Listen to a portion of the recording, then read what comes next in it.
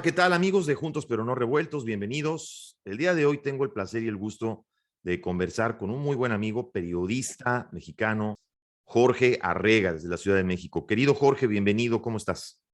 Juan, muchísimas gracias, el gusto en saludarte, un saludo hasta allá, hasta Miami. Y bueno, como todo periodista en estos tiempos, bailando la danza de la muerte aquí en México, Sí. haciendo periodismo. Caray, qué barbaridad, Jorge. Si alguien me hubiera contado hace 3 años lo que estamos viendo hoy en México, creo que no lo hubiera creído. Yo hubiera dicho que es parte de una película de Pigmenio Guerra, de Pigmenio Ibarra, perdón. No, total, Es, Epigmenio es, es Ibarra digno, digno de película de Pigmenio Ibarra, ¿no? exactamente, que está en la guerra contra todos aquellos que opinen diferente, por eso lo dijiste bien. Exacto, dicho sea de paso. Y Mm. fíjate que además de todo lo que hay que comentar, querido Jorge, que siempre es un gusto platicar contigo, hemos coincidido en Spaces, en Twitter algunas veces, nunca había tenido el gusto y la oportunidad de entrevistarte, te agradezco mucho que estés acá. Eh, es un momento dificilísimo, Jorge, para el periodismo en México. Así es. Ya creo que es un asunto que va mucho más allá de la Casa Gris, de las amenazas a un solo periodista, ya es todo un sistema, prácticamente como lo veo, es todo un sistema tratando de boicotear la libre expresión y contra todo quien opine diferente o se atreva a opinar diferente. Esto que vimos en el Parlamento Europeo, Jorge, creo que se sale de cualquier de cualquier índice de credibilidad, pero además, más todavía lo que vimos, bueno, ayer por la noche o durante la madrugada, en esta carta que le respondieron al Parlamento Europeo, que la vamos a comentar ahora tú y yo. Si me permites, vamos a dejar que el público vea este fragmento, querido Jorge, del video del Parlamento Europeo. ¿Te parece? Adelante, adelante, me Esto parece es, perfecto. esto es lo que el Parlamento Europeo le dice al gobierno de México directamente acerca de las agresiones y asesinatos a periodistas. Vamos a ver.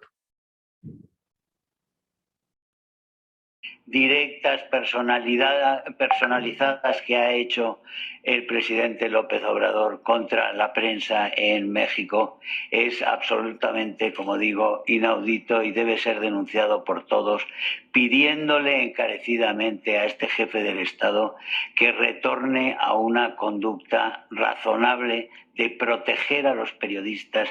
No puede ser que México caiga en la misma espiral, con la misma retórica en la que está Venezuela. Muchas gracias.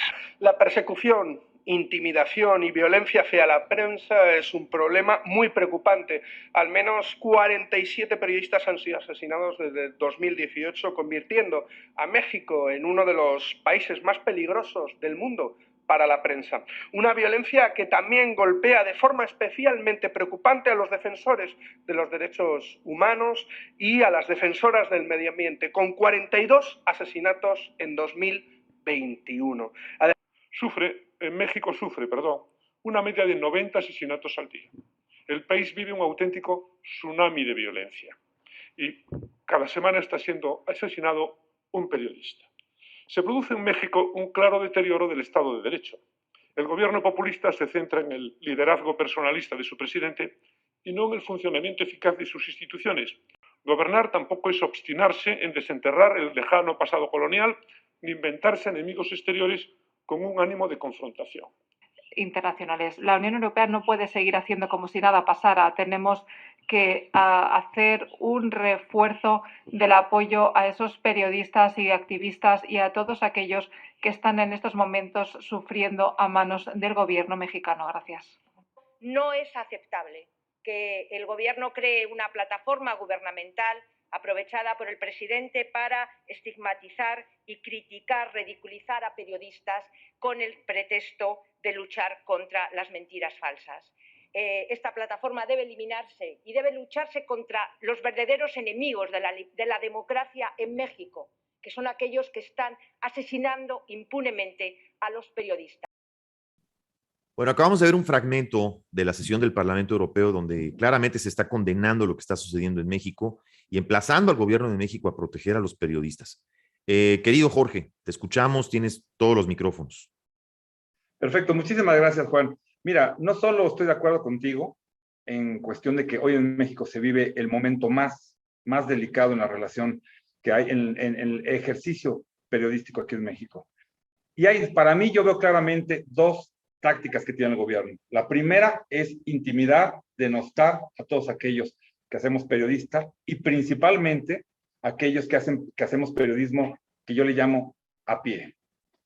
Ataca a las grandes figuras mediáticas, pero los periodistas que en mi punto de vista corren más peligro son aquellos que estamos en la calle, los que somos de investigación, los que traemos a la mesa cosas documentadas para que entonces las caras visibles del periodismo puedan exponerlo en los diferentes medios que ellos manejan. Y perdón, y son los que finalmente están muriendo, ¿verdad? Que al final. Totalmente de acuerdo, totalmente. Y ¿sabes qué? Lo más triste de todo, son a los que la gente no va a extrañar. Por eso este gobierno está perfectamente midiendo sobre quién va. Porque si tú le haces algo a Carlos Loret, va a ser muy visible y la reacción puede ser devastadora para el gobierno. Pero si tú le haces algo a un periodista, Felipe González, como quieras llamarlo, que está en la calle, arriesgando, buscando la nota, documentando, pues ¿quién conoce si él no es una persona mediática? Y estos son los periodistas de investigación, yo les llamo que son una clase en verdadero peligro de extinción. No sé tú qué opinas, Juan, cómo lo ves allá también en Estados Unidos, pero el hecho de sobrevivir a la danza de la muerte, como lo llamo aquí en México, es un tema muy, muy complicado. Y la segunda parte que te quería comentar es, una vez que ya está en marcha el tema de poder, en vez de desmentir los mensajes, eliminar a los mensajeros, está ahora también la mentira diaria. Por ejemplo, te hago referencia a las notas que ha habido. Desde el púlpito presidencial se indica, se menciona que Joaquín López Dóriga y Azucena Oresti, independientemente si estamos o no de acuerdo con ellos, van a trabajar o están en un proceso de contratación con Latinos. ¿Qué es lo que está buscando esto cuando los dos periodistas salen a decir que eso es una mentira? Está queriendo desacreditar a una empresa periodística como Latinos, que es la que está sacando hoy los reportajes que más le están pegando y que le están golpeando en su línea de flotación. Entonces, en esa esquizofrenia política de inventar enemigos imaginarios para que el pueblo sabio y bueno, ya lo platicaremos, pero para mí no es bueno y mucho menos sabio, apoye y vaya contra unos periodistas sin buscar entender las razones. Simplemente es, vamos a desacreditar al mensajero y todo aquello que venga de Latinos es malo y es algo que quiere golpear a mi gobierno, porque no importa cuántos periodistas mueran, no importa cuántos niños con cáncer mueran, no importan las mujeres ni las marchas. Lo que importa es que no me ataquen a mí, que soy tu líder, y vamos a hacer lo que sea, porque yo te voy a proteger a ti, pueblo. Entonces, ve cómo me están atacando a mí. Y sí, han muerto todos, no lo niego, pero es contra mí el ataque. Y toda esta situación que estamos viviendo, Juan, se vuelve asunto particular y asunto de uno, y la gente lo está aceptando. Ya antes de pasar a lo que comentabas de esta triste y vulgar respuesta al Parlamento Europeo, yo sí quisiera dejar una pregunta en el aire. ¿Quién es más culpable? ¿El demagogo que sale, miente y engaña? ¿O aquellos que teniendo la evidencia en el día a día, en la calle, en el supermercado, con los asaltos, viendo lo que está pasando, le compra, le cree y le aplaude las mentiras? Para mí, Juan, ese es un punto en donde es muy fácil indicar a un solo culpable que puede estar en Palacio Nacional. Pero ¿qué pasa con todos aquellos que le han comprado esas mentiras y que hoy esas personas que están allá afuera, con tal de congraciarse con su líder, pueden ser incluso asesinos seriales de periodistas? ¿Por qué? Porque lo que importa es quedar bien con el régimen. Mucho más arriba que respetar la vida de quienes ejercemos el periodismo. Sí, definitivamente. Y fíjate que a mí, ahora que dices eso, más bajo y más ruin me parece que hay gente que además es gente preparada, es gente culta, hay gente de medios, es gente como tú y como yo que ha estado en micrófonos y que ha estado en medios, que está apoyando cada una de las palabras y replica cada una de las palabras que dice el presidente López Obrador y las apoya y las soporta. Pero fíjate, además de que es difícil defender argumentos que de por sí son indefendibles, Jorge, qué bajo y qué ruin y qué mezquino tiene que ser que como persona preparada, sabiendo, a toda costa sabiendo, que está mal todo lo que está sucediendo en la manera en la que se está destruyendo a México, en la manera en la que se está desbaratando un sistema y una economía, todavía lo aplaudas. Es decir, como dices tú, lo aplaudas para congraciarte con el líder, lo aplaudas por conveniencia o lo apoyes porque simplemente te están pagando. ¿Qué tan bajo y qué tan ruin y qué tan mezquino tiene que ser eso? Totalmente. Y además algo que se pasa por alto y que no he oído mucho en medios, Juan, es estos 18 años que Andrés Manuel López Obrador estuvo en campaña. ¿Qué es lo que hacía? ¿Te has puesto a pensar qué es lo que hacía? Además de esas arengas, de esos discursos sin sentido, pero que llegaban al sentimiento de la gente. Tuvo un equipo profesional investigando a todas las personas que estaban en el régimen y todos aquellos que pudieran ser posibles competidores de él, cuando en el 2006, 2012, 2018. Y hoy tiene un expediente, un libro con innumerables expedientes en donde sabe las debilidades, delitos, problemas, situaciones fiscales de cada uno de sus oponentes. Eso, si tú te fijas, es cómo entender cuando la gente se doblega tan fácil, es porque hay atrás de eso, hay algo en donde dicen, mira lo que tengo, mira sé lo que hiciste, sé lo que pasó cuando eras niño, sé lo que pasó cuando eras joven, etcétera. Toda esa información la tienen lista, con un ejército de bots que solamente van a replicar la estupidez matutina para poder acabar en minutos o en días con la carrera, la dignidad y la imagen de una persona. Y ahí están incluidos periodistas, gobernantes, todo. Para mí ese es un tema que se le ha dado poca difusión, Juan, pero es la base por la cual él tiene al ejército, tiene a la UIF y tiene a la Secretaría de Hacienda para decir, señores, ustedes son mis perros de casa. Hoy, ¿quién es el enemigo? Él. Sobre él. Y aquí está lo que tengo desde siempre. Entonces, él hoy se queja de que lo espían cuando él se dedicó, y te lo puedo soportar, años, con un equipo que utilizaba todos los elementos que había disponibles para poder hacer los expedientes de cada uno y saber cuál es su punto débil cuando llegara el momento de tener que enfrentarlo en debates, en las urnas o simplemente, como pasa ahora, en los medios. Eso es algo, Juan, que para mí se ha tocado poco, pero significa mucho.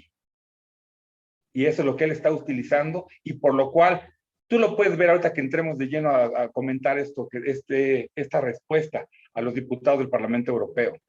¿Analizaste antes de que se emitiera, un momento después de que se emitiera esta respuesta, hasta Fernández Noroña, que es la vulgaridad con pies, bueno, ¿qué te puedo decir? La falta de dignidad, diciendo no puedo creer que este comunicado venga del gobierno federal.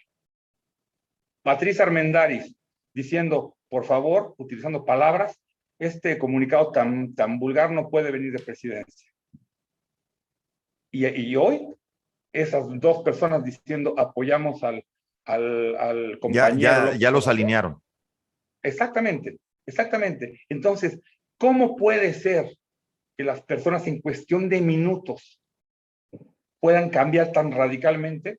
Uno, estoy de acuerdo contigo, sometimiento, pero por otro lado, Juan, ¿qué hay atrás? ¿Por qué gobernadores del PRI van, se unen, renuncian a todas sus supuestas creencias y aceptan embajadas, y aceptan estar tranquilos, aceptan entregar estados completos al movimiento de Morena cuando la destrucción es evidente y donde la oposición simplemente por eso mismo está totalmente destrozada? Para mí es un tema que valdría mucho la pena, Juan, discutir sobre el espionaje que se ejerció desde que el señor era jefe de gobierno de la Ciudad de México y cómo se fue documentando uno a uno de comunicadores, políticos, deportistas, etcétera, las cuestiones que podían dolerle, que podían costarle la imagen pública y las tiene. Y con eso es con lo que se sienta a negociar, si se puede llamar negociar. Y además, apoyado por el ejército del brazo izquierdo y por el brazo derecho, su consentido, que es el crimen organizado. Entonces, si tú sumas expedientes, sometimiento del ejército y libertad total para matar, licencia para matar, para el crimen organizado, ¿qué es lo que tienes? Una danza de la muerte, Juan, que nosotros lo bailamos todos. Y finalmente te comento, tuve yo un mano a mano con un líder de partido político de la Alianza Sí por México. Voy a omitir en este momento su nombre por razones obvias, porque lo verás próximamente la entrevista completa, pero él me decía algo que me dejó pensativo, no espantado porque es nuestra realidad, y yo le preguntaba, ¿cómo es posible que la oposición busque recuperar el poder proponiendo como candidatos a los mismos que han estado durante años y que muchos de ellos representan la corrupción de sus anteriores? Y su respuesta me dejó frío, Juan, y la comparto contigo. Él me dijo, Jorge, tenemos sangre nueva, estamos buscando renovar el partido, estamos invitando a gente capaz a que se una, pero nos están rechazando las invitaciones porque esa gente tiene miedo y porque sabe que pueden matarlo y porque reciben amenazas. Y la gente capaz, preparada y joven que puede renovar está rechazando las invitaciones porque tienen terror. Esa parte la quiero dejar sobre la mesa e iremos, y todo tiene que ver con esta esquizofrenia política, o como le llamo yo, demagogia justificativa, que diga lo que diga este gobierno, todo el mundo parece escuchar y evadir.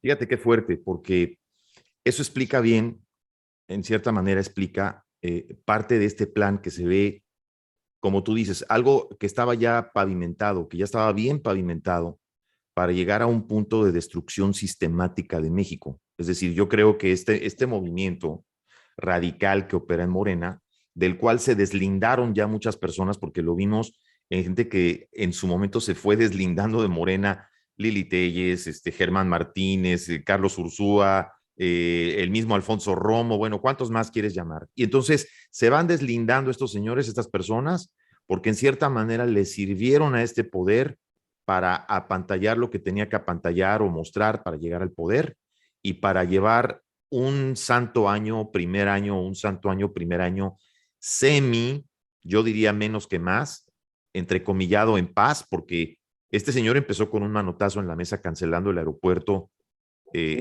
internacional de la Ciudad de México, como diciendo, aquí les va, claro, argumentando que había corrupción, algo que nunca mostró, algo que hasta la fecha nunca ha mostrado. Pero te habla de este grupúsculo del que hablamos, Jorge, que claramente tiene un proyecto de poder y no un proyecto de país. Llegaron con un proyecto, vendiendo un proyecto de país, pero llegaron con un proyecto de poder. Y es que este grupo se ve que... Sí, adelante. Perdón, y dos cosas, Juan. Acaba de tocar un punto medular. Uno, él juró sobre la Constitución, hablo de Andrés Manuel López Obrador, ser presidente para todos los mexicanos. Y no solamente ser presidente de ese grupúsculo que tú comentas y de sus seguidores. Primera cuarteadura tremenda que tiene hoy el país. Yo te preguntaría, tú como mexicano, ¿te representa hoy el presidente? ¿Lo sientes tú, presidente? No, en absoluto, y estoy seguro que no soy uno de millones, ¿no? No sé hasta qué punto, Jorge, no sé hasta qué punto realmente este grupo, junto con este presidente, piensa que sigue teniendo mayoría, que la mayoría lo apoya. Yo no estaría tan seguro, pero también me llama mucho la atención un comentario que hiciste. En cierta manera también explica mucho la alianza con el crimen organizado, ¿no? O esta claro, aparente alianza con el crimen organizado, porque cuando ya por el voto, es decir, por la vía legal, por las urnas, ya no puedes ganar votos, lo único que te queda es obligar al voto, el voto obligado o el fraude obligado. Y de ahí claro, entonces que se sienten con esa libertad de ametrallar al INE, de crear todo este circo de la revocación de mandato, de violar constitucionalmente la ley electoral, la veda electoral. O sea, hay un grado de impunidad que además de que nunca lo habíamos visto, hay un presidente que además de proteger a funcionarios corruptos, claramente confesos y además ya juzgados, ¿verdad? Claro. Y declarados culpables, como la señora Gómez, que además todavía mantiene el cargo de la Secretaría de Educación Pública. ¿Te das cuenta de esa mecánica de cómo este gobierno llega lleno de favores políticos? Y cómo lleno de favores políticos se ve obligado, ¿verdad?, a estar premiando esos favores. Así como hoy premia con embajadas, pues premió con secretarías. Entonces, claro, cuando estamos viendo que todo esto sucede, sí nos pone a pensar, no me extraña que esta gente, utilizando toda esa inteligencia de la que estamos hablando, sepa exactamente cuáles son los puntos de presión claves de las personas a las que tienen que presionar y saben en qué momento jalarle el hilo a un diputado o jalarle el hilo a un senador o jalarle el hilo a un funcionario porque le conocen lo que trae atrás. Absolutamente. Además de la cola que les pisen, es porque este gobierno sabe exactamente con esa inteligencia qué puntos son los que tienen que jalar. No es nuevo de este gobierno, eso ya lo había hecho el gobierno también anterior y lo habían hecho gobiernos, pero este gobierno lo está aplicando de una manera descarada. Y fíjate lo que son las cosas.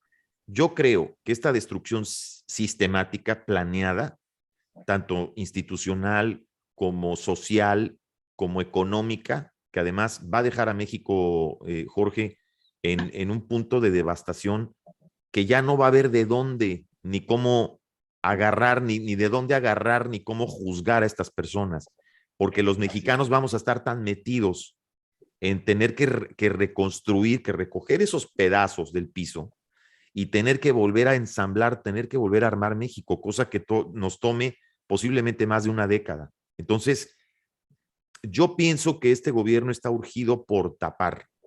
Este gobierno está urgido por ganar otro poder, otro periodo más de poder, porque ese periodo de poder adicional que quiere ganar va a servir para tapar todo lo que se haya hecho en este periodo de poder. No sé si me explico. Es decir, hay un periodo de poder donde se ejecuta y hay otro periodo de poder donde se tapa, que está hecho para tapar, para sanear, para disimular, para no juzgar a nadie. Por eso es que le urge este maximato a este señor. Pero más allá de todo esto, que obviamente son opiniones propias y basadas en mi propio análisis, ¿sí? Cuando vemos una respuesta, Jorge, como la carta que el presidente manda al Parlamento Europeo y la manera en la que la manda, es decir, claramente ya no se pudieron deslindar del documento, ya no hubo manera de tapar, ya no hubo manera de decir, alguien lo escribió y lo mandó sin mi autorización y hay que despedirlo, que hubiera sido lo más normal, pero no, aquí el presidente en su momento agarró, confesó, lo dijo, pues yo venía en un vuelo de Chiapas y estaba conmigo fulanito, sultanito, perenganito y la escribí.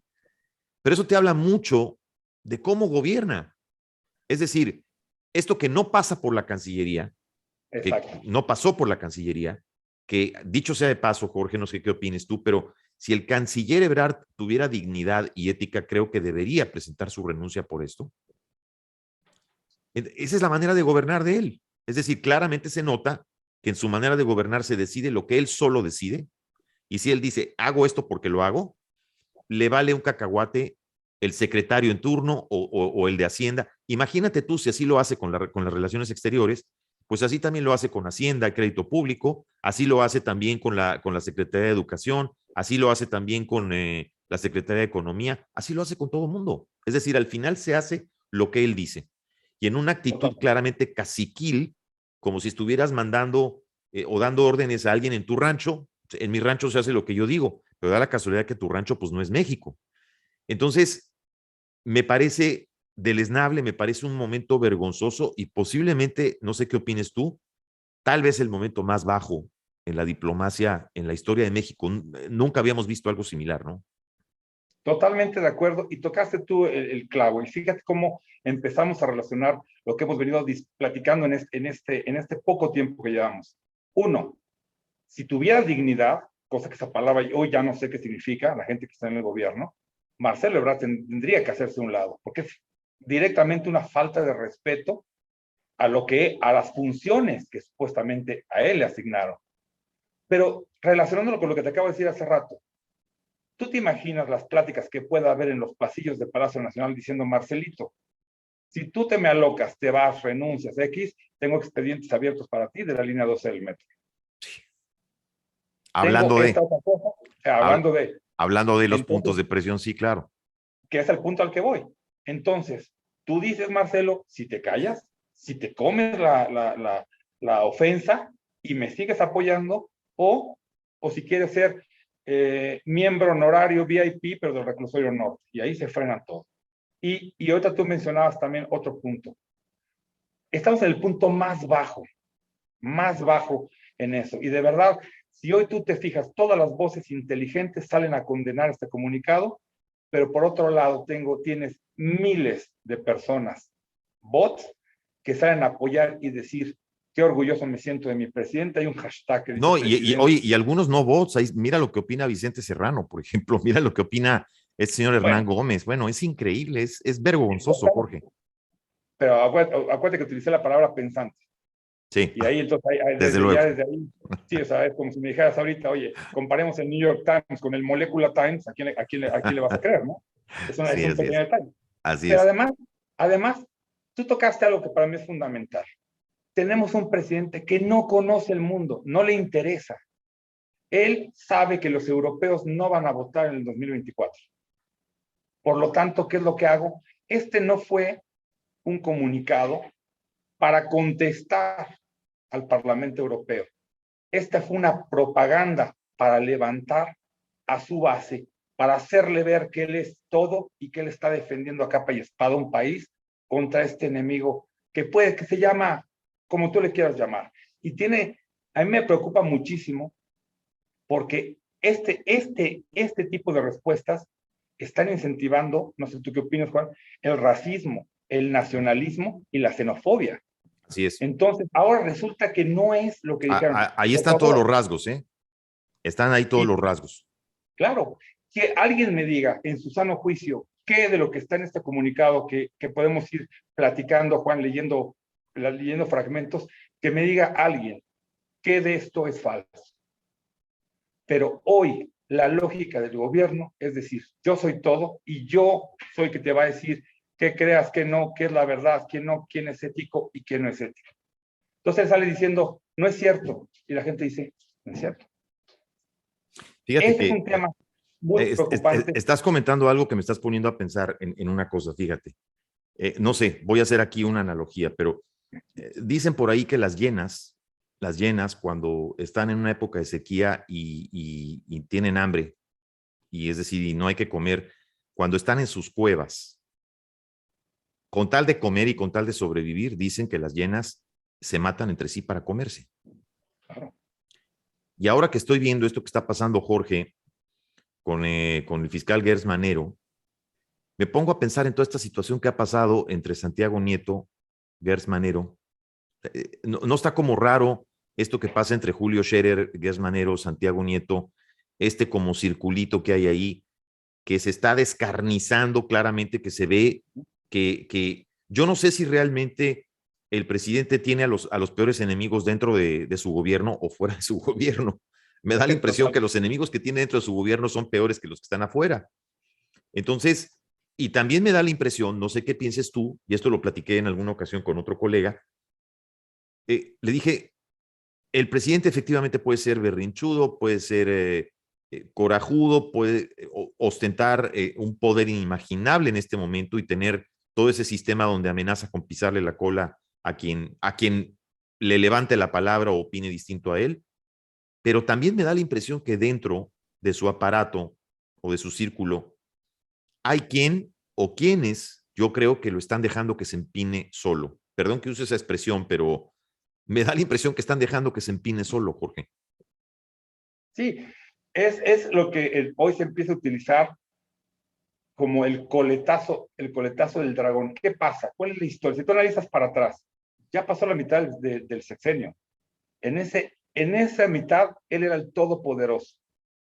Hoy, tanto en el exterior como en México, la gente empieza a distraer la atención del gurú plenipotenciario, único, ungido, etcétera, y empiezan a platicar un poco más de quién es el que lo va a sustituir, quiénes son aquellos que están en la carrera. Y acuérdate de aquella frase que decían, quien se mueve no sale en la foto. Pues coincido totalmente con lo que tú comentas, Juan, de decir, yo creo que adentro, y también creo que es una apuesta de la oposición a decir, oye, el señor lo está haciendo tan mal que déjalo que se empine solo. Yo sí confirmo el mismo término porque no hay otro que podamos utilizar acá. El problema es que una persona que ostenta todo el poder, que quiere ser objeto de adoración y que además sabe que el tiempo se le agota, es un animal herido, doblemente peligroso, que además aquí lo relaciono con un comentario que tú dijiste y no quiero ser alarmista. Tú, Juan, tienes fe en que en el 2024 las cosas a través de las urnas puedan cambiar. Yo tengo miedo, Juan, de que con lo que estamos viviendo hoy aquí, ni siquiera haya condiciones para poder votar en el 2024. Cuidado. ¿Y por qué? Porque simplemente, si por alguna razón la oposición o alguien de adentro de Morena que no le es fiel gana la presidencia en el 2024, el señor va a la cárcel de inmediato. ¿Por qué no necesitas investigar? Ahí están los crímenes confesados cada mañana desde el púlpito presidencial. Ahí están las violaciones a la ley. Por ejemplo, ahora, a 1 kilómetro del INE, Juan, están espectaculares promoviendo que voten el 10 de abril para que siga Andrés Manuel. Entonces, no solamente es una violación artera de la ley y una intimidación al INE, es un delito porque incluso al decir vota porque siga Andrés Manuel, están dirigiendo el voto, la intención de voto. Sí, ya desde ahí hay una clara violación a la veda electoral y a las leyes. Hay una delincuencia electoral impresionante, como nunca se había visto, a lo descarado. Delincuencia generalizada. Por eso ahora hay que recordar que Lorenzo Córdoba y Ciro Murayama salen en el 2023 y se está esperando a que las dos personas que entren sean personas a modo que proponga López Obrador, que es lo más seguro, y que quizás, Jorge, el INE que llegue al 2024, pues no sea el mismo INE que hay ahorita. ¿Tú qué piensas? Y no solo eso, Juan. Tú sabes que las nuevas personas que van a entrar, entran por un periodo de 9 años. Así es. Entonces, no perdamos de vista que ese nuevo INE va a afectar al 2024 y, ojo, las elecciones del 2030. Así es. Ojo. Ahí tiene un pase asegurado. Exactamente, 2 sexenios. Sí. 2 sexenios más suficientes para poder asegurarse que ninguna de las raterías, ninguna de las bravuconadas como esta que vamos a seguir platicando, puedan ser castigadas.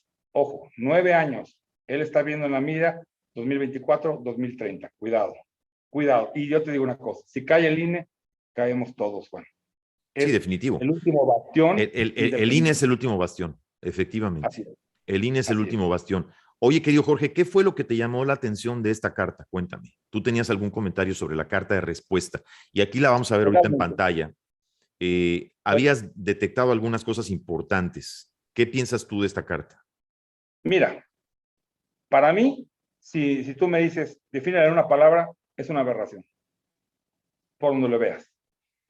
Mucha gente creía que era broma, ¿no? Qué curioso, en Twitter decía, la gente no lo podía creer. Bueno, no lo podía creer ni siquiera la gente afina a este gobierno. Pero yo te voy a decir algo, Juan. ¿A ti te sorprendió? Para el nivel de estupidez que maneja este gobierno, a mí no me sorprendió. No, no me sorprendió en ese sentido.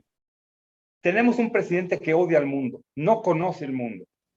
Por lo tanto, ¿qué más le da contestarle a Europa de esa manera?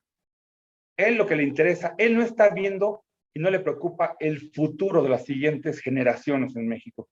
Le preocupa el futuro de las siguientes elecciones en México. Por lo tanto, dice, voy a mandar, aprovechando esto, ¿cómo voy a distraer la atención?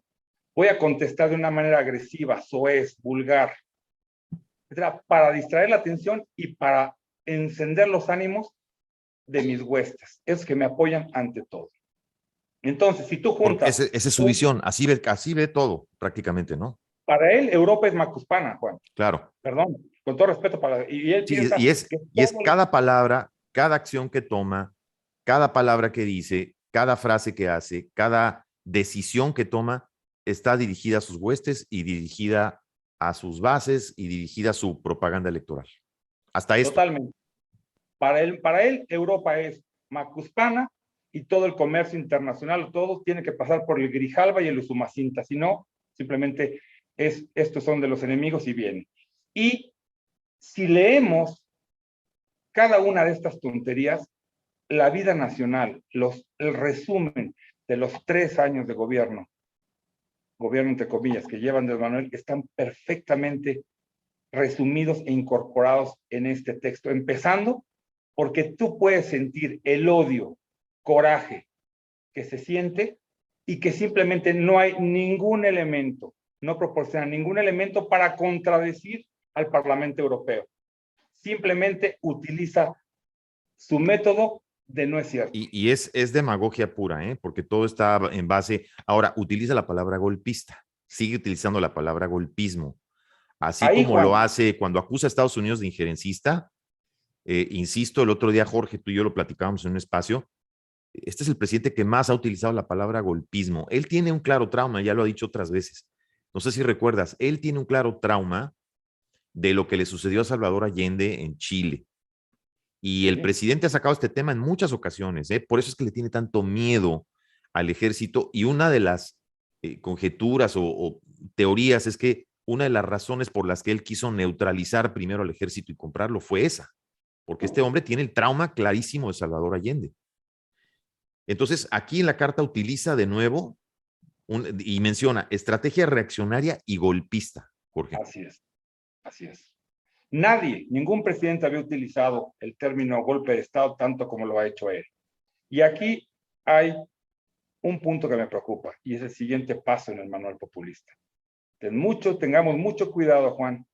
Este presidente es capaz de un autoatentado próximamente, que sería el siguiente paso. Lo hemos hablado. Fíjate, ¿en dónde te pone un autoatentado? Vamos a hacer una teoría rápida. ¿Qué sucede con un autoatentado? Que sabemos que es capaz. ¿En dónde lo pone? En la simpatía, no la simpatía real, pero sí la simpatía política de sus opositores, la simpatía política del mundo, de otros medios, y la simpatía total de sus seguidores. No sé cuántos sean, pero le da la vuelta a la tortilla y le cambia el juego a todo lo que esté en contra de él. Porque no solamente ahí vuelve otra vez él a ganar la narrativa, Jorge, sino que le cambia la narrativa al mundo entero. Hasta el Parlamento Europeo enviaría sus simpatías al presidente López Obrador si es que hubiera un autoatentado, Jorge. Claro, claro, claro. Y por eso te digo, ese tema está ahí en la mesa y lo tiene como una carta fuerte si su popularidad se sigue desplomando como lo ha hecho en las últimas semanas, ¿eh? Porque él no se puede dar el lujo de perder el proceso electoral 2024. Y aunque él no va a estar en la boleta, se va a encargar que quien esté lo represente, lo cubra la espalda y haga lo demás. Y regresando a este mismo documento que estamos comentando, tú decías, de nuevo vuelvo a utilizar la palabra golpista. Analizamos términos que hoy escuchas cada mañana. Le llama también a este documento panfleto. Otra vez, dice, sí. Si estuviésemos en la situación que ustedes describen en su panfleto, ¿cómo se refiere al Reforma? ¿Cómo se refiere al Universal? ¿Cómo se refiere a todos aquellos periódicos? Pasquines, panfletos, sí, así es. Otra, ¿por qué el interés de mencionar que él tiene el 66% de apoyo de los ciudadanos? Y utiliza a Morning Consult otra vez, Totalmente. De nuevo. Te pregunto, Juan, ¿algún día te han hablado a ti para entrevistarte para ver qué opinas de la popularidad? No, jamás, nunca. Y a mí tampoco, ni a ninguno de mis conocidos. Entonces, yo no sé si hablen a Palacio Nacional, les conteste Beatriz, les conteste Jesús, y son los que digan, no, yo apoyo a mi presidente, y de ahí sacan el 66. Pero hoy hay una encuesta que está publicando que la popularidad ya está en 48%, cuando en esa misma encuesta estaba en 80%. Este es un mensaje que manda como para decir, miren cómo a mí me quiere mi gente, y a Europa qué le va a importar si lo quiere su gente. Pero aprovecha para golpear y decir que me coloca en el segundo lugar entre los principales mandatarios del mundo, y dicho sea de paso, con más aprobación que ustedes. Jugando al tonto juego de mi papá es bombero y te moja. Punto. O sea, y además me llama mucho la atención porque además tiene un simbolismo, ese 66%, bueno, el 6, el número que muchas veces se refleja la imperfección, la mentira, todo en estos términos que también él manipula mucho. Sí, si nos vamos más a fondo en el simbolismo, tienes razón, sí. Totalmente de acuerdo. Entonces, si analizas, escucha esta parte que dice, es lamentable que se sumen como borregos. Caray. Sí.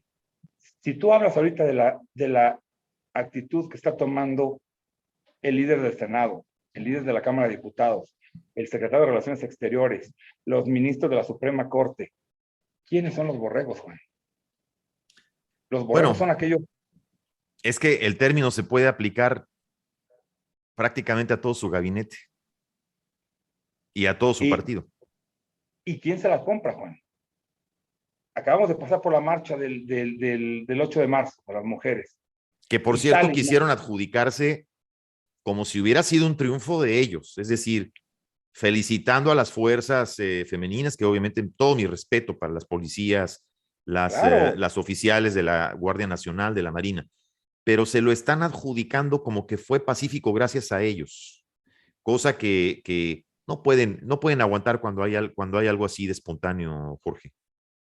Y además, una marcha para las mujeres, en donde en la mañana hay un evento en Palacio Nacional, en donde las mujeres gritan, es un honor estar con Obrador. Totalmente maquillado, totalmente disfrazado, coreografiado. Y adorando a un hombre. Humillante para las mujeres que estuvieron ahí, de verdad. Humillante.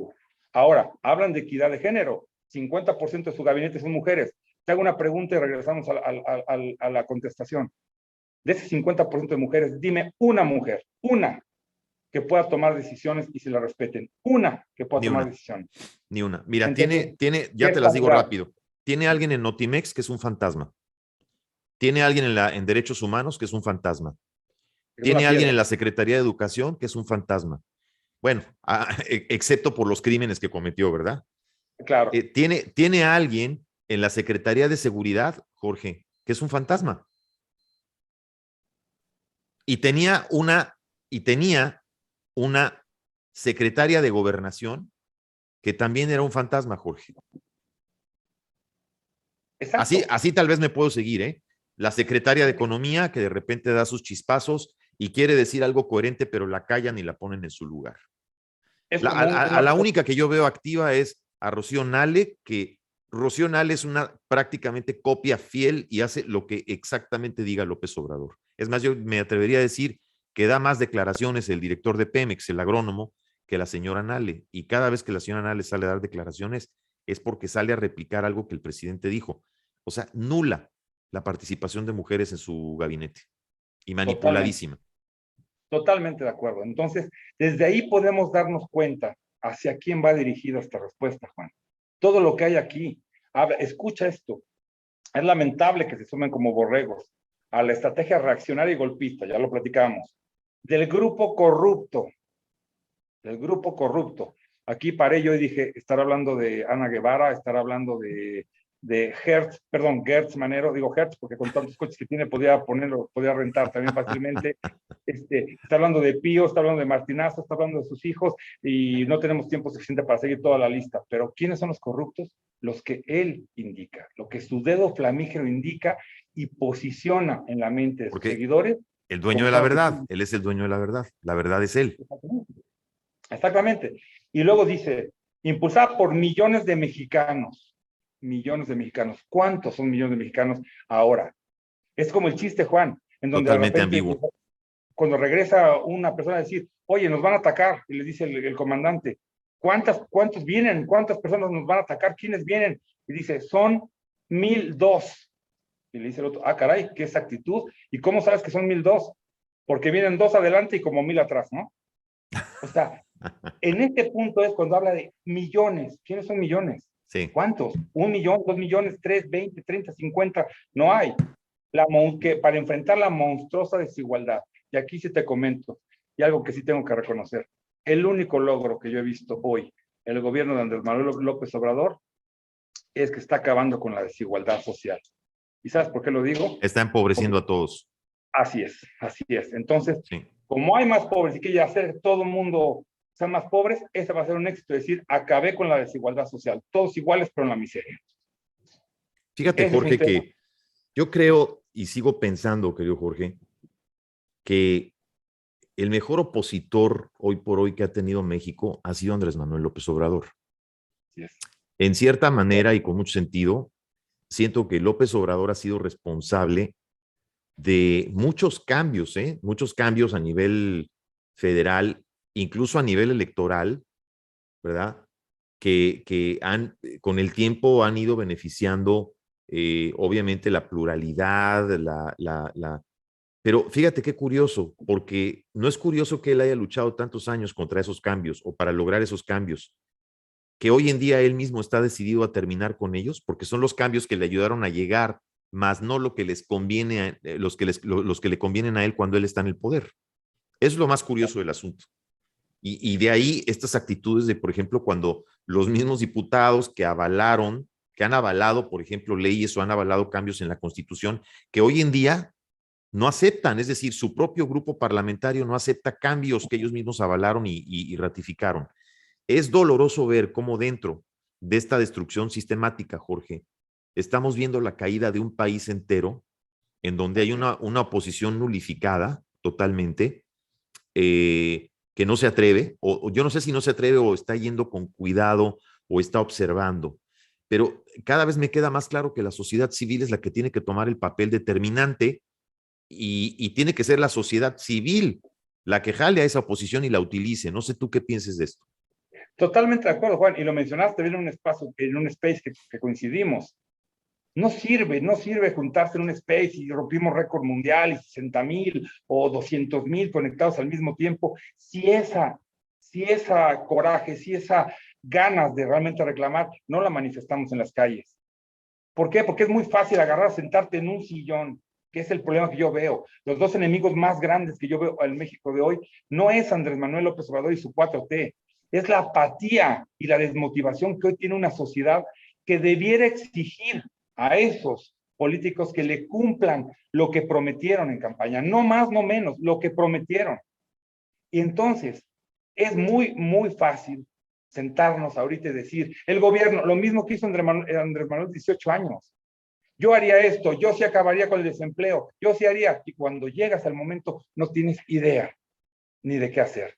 Pero la sociedad, hoy, ¿qué es lo que estamos haciendo, Juan? Y a mí de verdad me prende. Somos los que nos decimos oposición, somos la principal bocina de repetición de las estupideces diarias del presidente. ¿Por qué? Porque no nos atrevemos a cambiar la narrativa hoy y a levantar y decir, señores, este comunicado es una vergüenza y yo lo que requiero y la vida pública tiene que ser, o lo que queremos es este es el México que queremos. Juan, tú estás en los medios, tú lo sabes, todo el mundo habla de lo que está haciendo mal este gobierno, pero ¿quién habla del México que queremos? ¿Quién habla de cuál es la narrativa? ¿Quién habla de los méritos mínimos o de las características los partidos no lo hacen, ¿eh? Los partidos políticos no lo hacen, ni veo que aterricen su discurso a nivel del pueblo, Jorge. Yo no veo una narrativa. Yo quisiera ver una contramañanera, de verdad, te lo digo. Yo quisiera ver una contramañanera todos los días en una conferencia de prensa en donde lleguen las cabezas de los partidos políticos que hagan una contramañanera en respuesta de lo que el presidente diga. Pero en lugar de hacer eso, ¿qué hacen? Se quedan callados. Entonces, lo único que se queda durante el día es la narrativa de lo que el presidente dijo en su conferencia, claro, y los que lo replican y los que critican lo que dijo. Pero no hay una contrarrespuesta. Yo quisiera también ver una contrarrespuesta de una Kenia López Rabadán o de un Alito del PRI o de alguien de verdad, una Xóchitl Gálvez, ¿verdad? Que yo las veo más combativas, pero me gustaría ver una mañanera, Jorge, que de lo que se diga en esa contramañanera pase a ser la respuesta de lo que el presidente diga todos los días. Que estén esas dos narrativas en los medios es importante, pero entonces se mantiene una sola y esa es la que se repite y se repite y se repite. Eso es lo doloroso. A ese punto voy, Juan. Y ahí tú y yo tenemos un papel que tampoco nos podemos hacer a un lado. ¿Dónde está la narrativa del México que queremos? ¿Dónde está?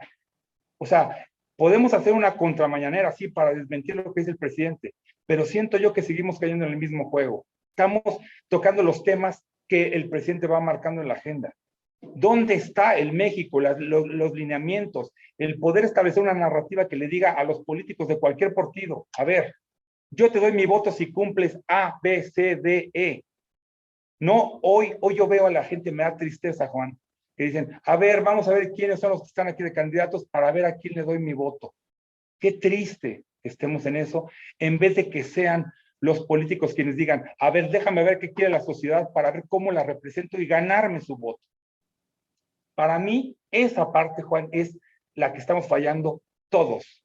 No sirve desmentir solamente al presidente. Claro que ayuda, claro que hay que proporcionar los datos duros. Pero tiene que haber propuestas.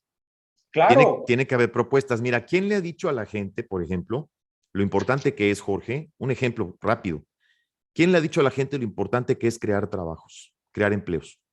¿Quién le ha puesto a la gente la comparación entre crear un empleo o que el gobierno te dé dinero? ¿Qué prefieres? ¿Tener un empleo digno donde puedas crecer, donde te puedas desarrollar, donde puedas tener un seguro para tu familia, o prefieres que el gobierno te esté dando dinero hasta que el dinero se le acabe?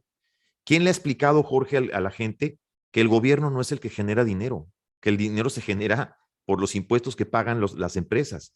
¿Quién le ha explicado eso a la gente? ¿Quién le ha aterrizado? ¿Tú crees, Jorge, que a la gente en común, porque tú y yo podemos entender las consecuencias, por ejemplo, de una reforma eléctrica? Tú y yo podemos entender las consecuencias del IEPS en la gasolina o de este supuesto, ¿cómo se llama? Subvención que está haciendo Pemex. Tú y yo podemos entender tal vez temas así, pero el pueblo, Jorge, la gente común, ¿por qué tuvo impacto la Casa Gris? La Casa Gris, la gente común, lo platicamos, tú recuerdas, la gente común no sabe del conflicto de intereses, no sabe ni por qué rayos es un conflicto de interés, pero sí saben que el hijo del presidente está viviendo como millonario, entonces así lo ven y por eso le impacta en su popularidad. Yo no he visto, Jorge, que la oposición aterrice de una manera simple, un mensaje claro propositivo para la gente. No lo estoy viendo así. Y lo que estoy viendo, por el contrario, es que nos estamos perfilando más a un gobierno autócrata, dictador o no dictador, pero autócrata, y al fin y al cabo, que acuérdate, todas las autocracias, Jorge, necesitan una oposición, pero necesitan una oposición cómoda. Es decir, una oposición en México que siga viviendo de sus prerrogativas, que siga instalada en su zona de confort, que simplemente cuando no haya que votar, pues no estén ahí en el Senado o en el Congreso y que digan que tienen COVID o que no fueron porque pues tenían que estar en la escuela del hijito o qué sé yo. O sea, una oposición cómodamente instalada viviendo en su zona de confort, que no sea una oposición batallante y con ganas de defender a México. No lo veo y cada vez lo veo menos, Jorge. Y ahí sí coincido contigo. Y otra cosa, el lenguaje, Juan, el lenguaje que utilizamos. Yo siento a un López Obrador con una narrativa vulgar, soez, pero que conecta, fácil, utiliza palabras que el pueblo entiende, que le gustan, que son parte de su limitado léxico. Y escucho yo los discursos de la oposición y cuando empiezas con que, bueno, es que en la coyuntura que estamos viviendo, que la yuxtaposición del flamígero, y la gente dice, ¿qué dijo? Y a lo mejor la idea es brillante, pero no va a conectar cuando por querer utilizar palabras. Esa es la palabra, conectar. Ahí tú lo has dicho, conectar. O sea, ese speech que no conecta con la gente que es la que sí va a votar, la que sí va y se forma 3 horas o 4 horas para ir a votar a una casilla. No está conectando con esa gente. Y otra para conectar, Juan. Hoy la palabra más desgastada para mí es palabra bienestar. ¿Qué es el bienestar? Hoy en la mansión del bienestar, estamos de la oposición, estamos criticando, todo es del bienestar. Ojo, ojo, es muy triste, la gente no tendría que ir hasta Venezuela o preguntarle a un venezolano para darse cuenta que el dinero, las ayudas, no te sirven de nada cuando no tienes productos o servicios de calidad que puedas comprar. ¿De qué te sirve? Como lo tengo yo amigos en Venezuela que me dicen, Jorge, soy millonario en Venezuela, pero voy a la tienda y no hay pañales, no hay medicinas, no hay pan, no hay nada. Y sigo teniendo todo mi dinero en el banco, pero no hay productos. Entonces, una de las primeras cosas que hay que conectar es explicarle a la gente qué es el bienestar. Y para mí es tan sencillo como decir, el bienestar es la calidad, es la cantidad de productos y servicios que tú recibes en tu vida diaria. ¿De qué te sirve tener 20,000 pesos por ayuda de Nini, lo que tú quieras, sumándole? Si cuando tu hijo se enferma, vas al Seguro Social, no te reciben, no hay medicinas y tu hijo muere. Bendito bienestar. ¿Qué pasa si tú vas y no tienes absolutamente nada, una educación buena para que tus hijos hagan adelante? Bendito bienestar. Entonces, ¿qué es el bienestar? Pero fíjate, hablando del bienestar. Que este gobierno se apropie del significado y vuelva a nombrar el significado que a ellos les conviene para que la gente te diga. Y que casi lo patente. Claro, claro. Y tú ves hoy a la gente, la soberanía nacional. Juan, ¿qué es la soberanía nacional? Y nadie te lo explica. Solamente lo dicen, pero nadie te lo explica. A mí lo toman como una cuestión de honor, tal vez, pero fíjate lo importante de lo que estás diciendo, Jorge, la parte de bienestar. Una palabra tan importante, pero tan quemada, ¿no? Claro, en el discurso tan politizada, digamos. Pero, a ver, yo quiero ir 2 pasos para atrás, porque si pensamos que entonces todo esto tiene consecuencias, Jorge, si pensamos que cerrar 9,000 estancias infantiles, si pensamos que cerrar las escuelas de tiempo completo y las consecuencias que esto conlleva a nivel familiar, si pensamos en las más de 3,000 muertes de niños por falta de quimioterapias, si pensamos en la falta de medicamentos, si pensamos en la falta de vacunas, si pensamos en los 115,000 muertos por violencia que van en este sexenio, Jorge, si pensamos en más de 700,000 fallecidos por COVID en este sexenio, lo que yo llego de pronto a concluir es que todo eso tiene consecuencias colaterales. Y entonces eso es lo que de pronto me lleva a pensar en lo que hace un momento tú comentabas. ¿Qué nos puede decir si en la última elección intermedia, Jorge, vimos 89, 90 candidatos asesinados? ¿Qué nos puede llevar a pensar? Ya no voy a hablar de esta elección que viene para gobernadores, voy a hablar de la del 2024.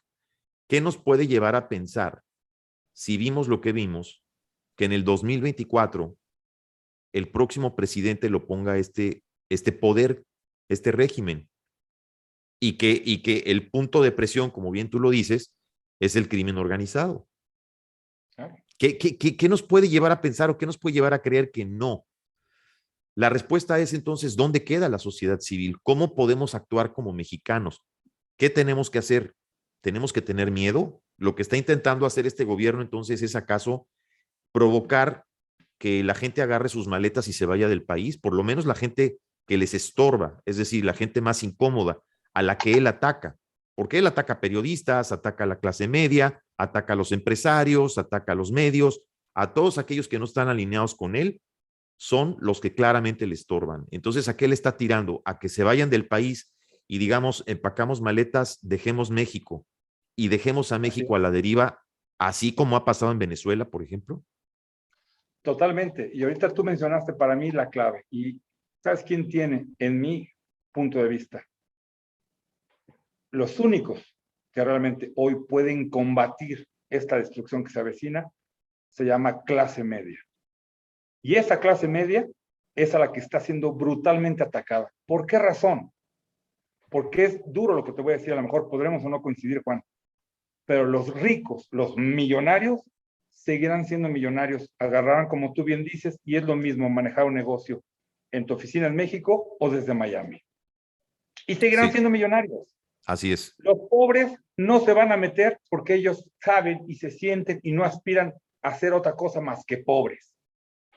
Los que están en medio son los que tienen la espada en la mano y los que tienen que salir a pisar calle, a manifestarse, a decir, porque esos son los que quieren acabar, esos son la gente que tiene aspiración de salir, son los que quieren un México triunfador, son los que realmente valoran y quieren educación de calidad para sus hijos, y todo eso es lo que se está perdiendo. Ahora yo te lo digo, yo tengo un problema, no quiero ahondar en ello, de como muchos de los periodistas que estamos en México estamos sufriendo, porque tú has oído de las brigadas del bienestar, que van y recorren todos los poblados del país. Así es. En esas brigadas del bienestar, ¿quiénes van? El maestro del pueblo, el doctor del pueblo y un militar. Y hasta a veces el cura del pueblo. Que dicho sea de paso, eso está patentado por Cuba, ¿eh? Eso Cuba lo aplicó en Venezuela y ahora se está aplicando en México. Es una copia by the book de la misma técnica, correcto. Y si tú recibes que un militar te dice, si no votas por el régimen, además de que te van a quitar tus ayudas, yo me voy a ir, y ya viste las masacres que hay en todos lados, van a venir por ti y van a matar a ti y a tu familia, y yo no te voy a poder defender porque me van a llevar a mis cuarteles, ¿qué mensaje estás mandando? Y por eso voy a decir una cosa muy dura, y me duele en el alma decírtelo, Juan, pero hoy México, por esa intimidación, se está volviendo un país de hipócritas. Yo recorro en mis investigaciones el país, Juan. Créeme, 95% de la gente está o dice estar en contra de lo que está haciendo este presidente. Estoy hablando de todos los niveles, gente en la calle, maleteros en hoteles, no estoy hablando de empresarios, estoy hablando de todos los niveles. Y cuando llega la elección en esos poblados, en esas ciudades, barre Morena, ¿qué pasa? que la gente tiene claro el desastre que está pasando, pero hay una intimidación, hay algo atrás que le dice, si quieres a tus hijos, esto es lo que tienes que hacer. Si quieres seguir con esto y si no quieres morir, esto es lo que tienes que hacer. Y esa intimidación, también el ejército está siendo parte de ella, Juan. Y ahí es algo que no habíamos visto antes. Porque si el que se supone que te protege induce tu voto, y si el crimen organizado, que es el que asola todas estas poblaciones, tiene manga ancha para hacer, deshacer y nombrar candidatos, Juan, este es el momento, el único que nos queda para despertar y defender. Y por eso yo estoy consciente de que la defensa del INE, la defensa de personas como Loret, no nos quedemos en un nombre, en una institución. Lo que hoy está en juego son los valores de este país, es el futuro de este país y nos están destruyendo. Y mientras tú y yo estamos aquí platicando de lo que debiera ser, Morena sigue destruyendo, sigue amenazando, sigue coartando libertades y sigue haciendo una campaña en donde no solo está nacionalizando gente en el sur, centroamericanos, en donde en menos de 7 días les están dando documentos mexicanos sabiendo por quién tienen que votar. Y además, beneficiarios en programas de asistencia del gobierno mexicano. ¿Quién te va a decir que no si en tu país no tienes nada? Aquí te dicen vota, solo lo que tienes que hacer es marcar guinda, ya estás. Y otra cosa, no sé si te has fijado, Juan, pero para mí hay 2 personas que navegan también de muertito y que están siendo también culpables de esta destrucción, y son los dueños de las 2 televisoras más grandes en este país, que marcan a veces línea de no decir cosas de la destrucción que está pasando.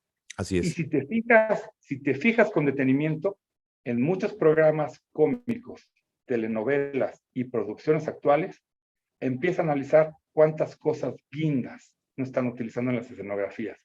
Y ese simple. O sea, ya están utilizando publicidad subliminal, digamos, hasta en eso. Absolutamente, absolutamente. Entonces, Juan, lo que tú acabas de decir es el resumen perfecto de qué hay y por qué estamos en este momento.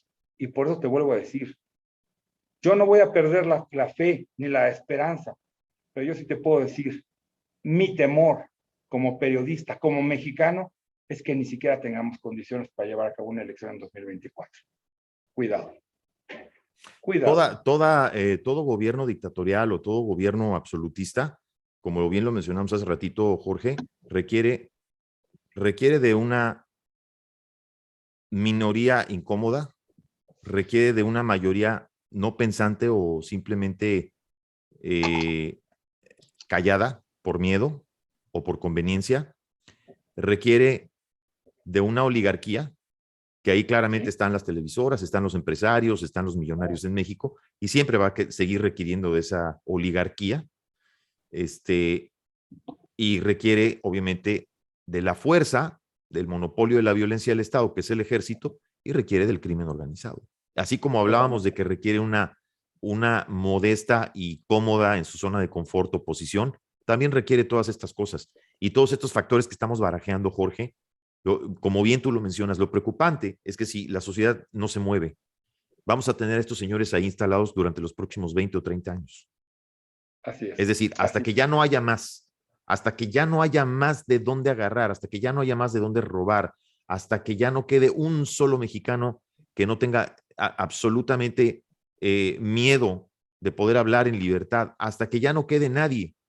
Es decir, hasta que solo quede sometimiento, miseria y un pueblo que acepte, porque no le queda de otra más que aceptar que vive en una esclavitud moderna sin darse cuenta. Una sociedad adormecida es lo peor que le puede pasar a un país. Querido Jorge, de verdad, yo te quiero agradecer porque creo que ha sido una plática bien dura, muy ilustradora, muy fuerte. Para mí es un gusto porque compartir un punto de vista no solamente entre colegas, entre periodistas, sino compartir un punto de vista entre mexicanos que tratamos de llegar a estas conclusiones, pues siempre es un gusto, siempre es un placer. Y me da muchísimo gusto que hayas estado hoy aquí con nosotros. Sé que te tienes que ir, tienes cosas que hacer. Algo, por favor, que quieras agregar antes de despedirte. Y también, desde aquí, mi solidaridad, porque soy mexicano, no vivo en México, pero sufro lo que México vive porque ahí está mi familia y ahí está mi trabajo. Desde acá mi solidaridad a todos los reporteros, a los compañeros periodistas, a ti, Jorge, a toda la gente que no se cansa con hablar, hablar con la verdad. Algo que quieras agregar y tus redes, querido Jorge. Claro, muchísimas gracias, Juan. El placer fue mío y de verdad, son temas que en tan poco tiempo no podemos entrar tanto a detalle. De verdad, me quedo prendido, acelerado, pero simplemente quisiera yo terminar diciendo, es muy fácil el poder decir, el poder diagnosticar cuál es el problema.